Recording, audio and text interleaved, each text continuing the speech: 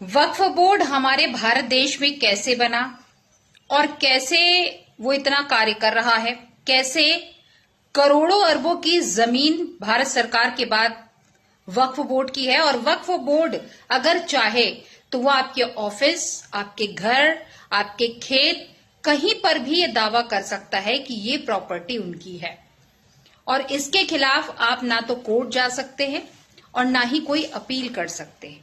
इसलिए संसदीय समिति ने अभी वक्फ बोर्ड पर कुछ निर्णय लेने का सोचा है, और इसीलिए बहुत सारे लोग, आपने देखा होगा भारत देश में, क्यूआर कोड को कह रहे हैं आप स्कैन करें और ईमेल करें, कि ताकि भारत जो है वक्फ बोर्ड से बच सके और इस जो निर्णय है उसको निरस्त किया जाए, और भारत सरकार की जो जमीनें अवैध कब्जे में उनके पास में है उससे फ्री होल्ड की जाए। और कुल मिलाकर ये कहें कि कहीं ना कहीं एक शांति का वातावरण हो, कहीं ना कहीं लड़ाई झगड़ा ना हो, और कहीं ना कहीं प्रशासनिक जो गतिविधियां हैं वो सुचारू रूप से चले। इसके लिए बहुत जरूरी है इस पर कुछ निर्णय लिया जाए। और इस पर जो है हमारे टी राजा साहब ने भी अपील की है, सभी गणेश पंडालों में जा जाकर वो अपील कर रहे हैं और क्यूआर कोड को स्कैन करने को कर रहे हैं।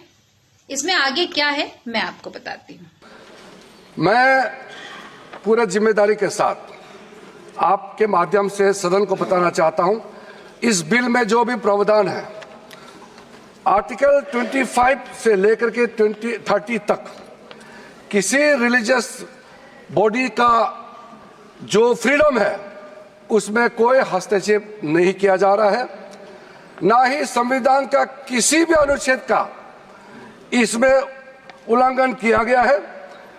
और अब सुप्रीम कोर्ट का एक केस का मैं हवाला देना चाहूंगा, Brahmachari versus state of West Bengal. इसमें सुप्रीम कोर्ट ने क्लियरली रिलीजियस डिनोमिनेशन के बारे में रूलिंग दिया गया है, और उस रूलिंग के तहत वक्फ board doesn't fall within the purview of article 25 and 26 of the constitution of India. दूसरा सर, इसमें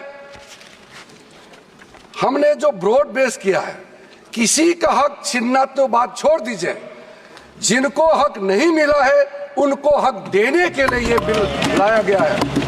इसमें महिलाओं के लिए, बच्चों के लिए और मुसलमान समाज में जो पिछड़े हैं, जिसको आज तक कभी मौका नहीं मिला, जिसको दबा के रखा हुआ है, उनको जगह देने के लिए ये बिल लाया गया है।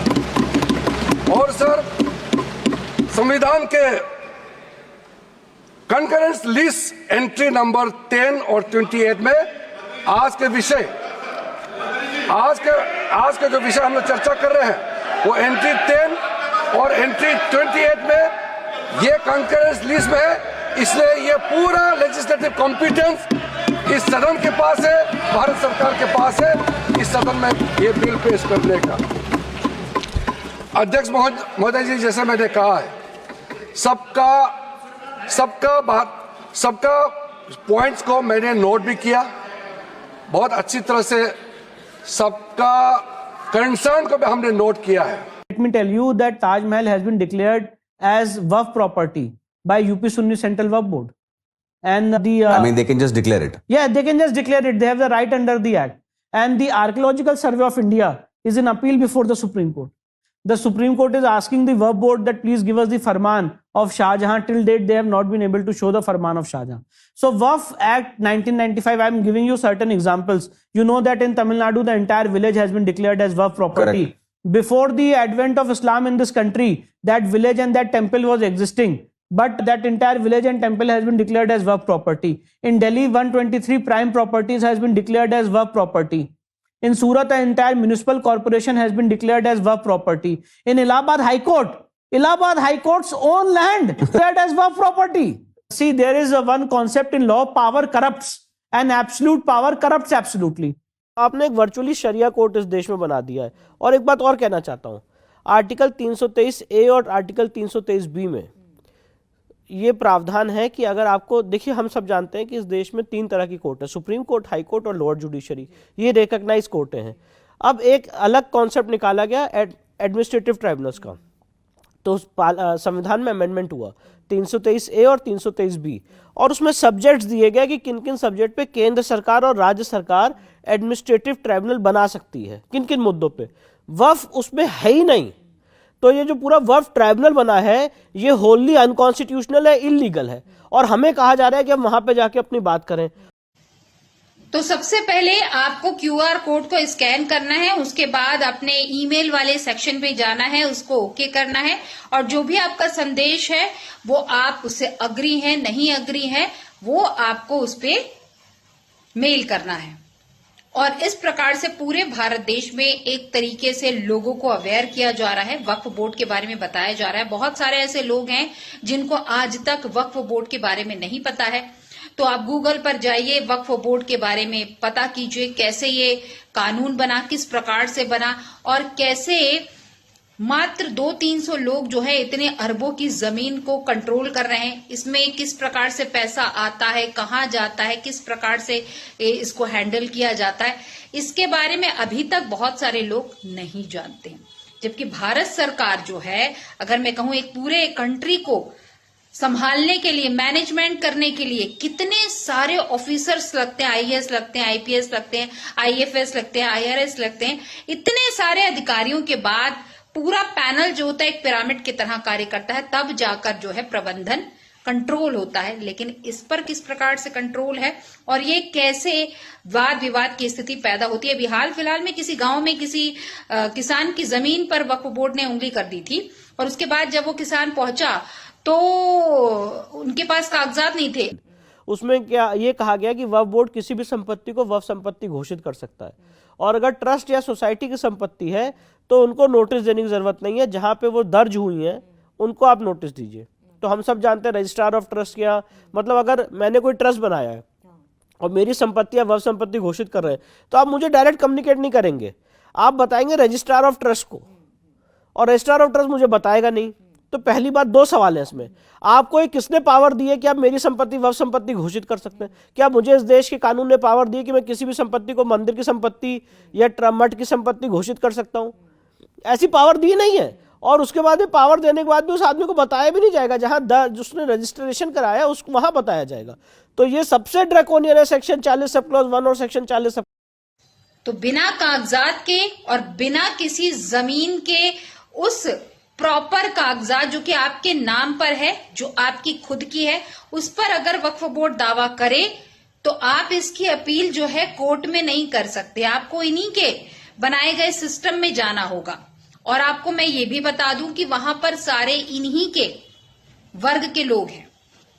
तो अगर आप अवेयर होना चाहते हैं, भारत में अमन शांति चाहते हैं और आप चाहते हैं कि इसमें कुछ डिसीजन ले गवर्नमेंट, तो इसके लिए आपको क्या करना है इसके बारे में हमारे जो हिंदुत्व के शेर है टी राजा जी, वो कुछ जानकारी दे रहे हैं। आइए सुनते हैं। देखिए, वक्फ का जो इश्यू है इसको खत्म करना बहुत जरूरी है, क्योंकि आज देश में तीसरी अगर सबसे बड़ी किसी संस्था के पास अगर जगह है तो वक्फ के पास है। 9,40,000 एकड़ लैंड, ये बहुत बड़ा लैंड होता है। इसलिए उसमें संशोधन लाने का हमारी भारतीय जनता पार्टी की केंद्र सरकार ने बहुत ही अच्छा निर्णय लिया गया था। बहुत सारे मुसलमानों ने ही एप्लीकेशन लगाया था कि इसमें संशोधन लाने की आवश्यकता है, क्योंकि बहुत सारे मुसलमानों के लैंडों को भी वक्फ ने कब्जा किया, बहुत सारे हिंदुओं के जमीनों को वक्फ ने कब्जा किया।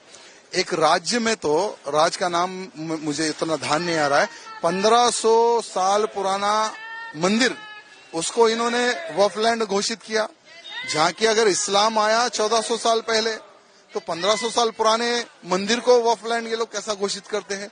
इसलिए आज थोड़ा थोड़ा करके कांग्रेसी राज्य में ही ये वक्फ के जो अधिकारी होते हैं और बहुत सारे मुस्लिम संगठन है उनको आउटरेटली सपोर्ट कांग्रेस ने किया है।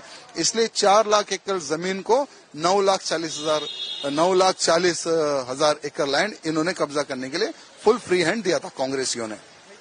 सेक्शन 40 सब क्लॉज 1 और सेक्शन 40 सब क्लॉज 3, उसमें क्या ये कहा गया कि वक्फ बोर्ड किसी भी संपत्ति को वक्फ संपत्ति घोषित कर सकता है, और अगर ट्रस्ट या सोसाइटी की संपत्ति है तो उनको नोटिस देने की जरूरत नहीं है, जहां पे वो दर्ज हुई है उनको आप नोटिस दीजिए।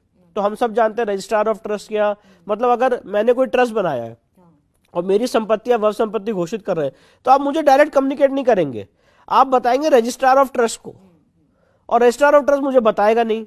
तो पहली बात, दो सवाल है इसमें, आपको ये किसने पावर दी है कि आप मेरी संपत्ति वह संपत्ति घोषित कर सकते हैं? क्या मुझे इस देश के कानून ने पावर दी है कि मैं किसी भी संपत्ति को मंदिर की संपत्ति या मठ की संपत्ति घोषित कर सकता हूं?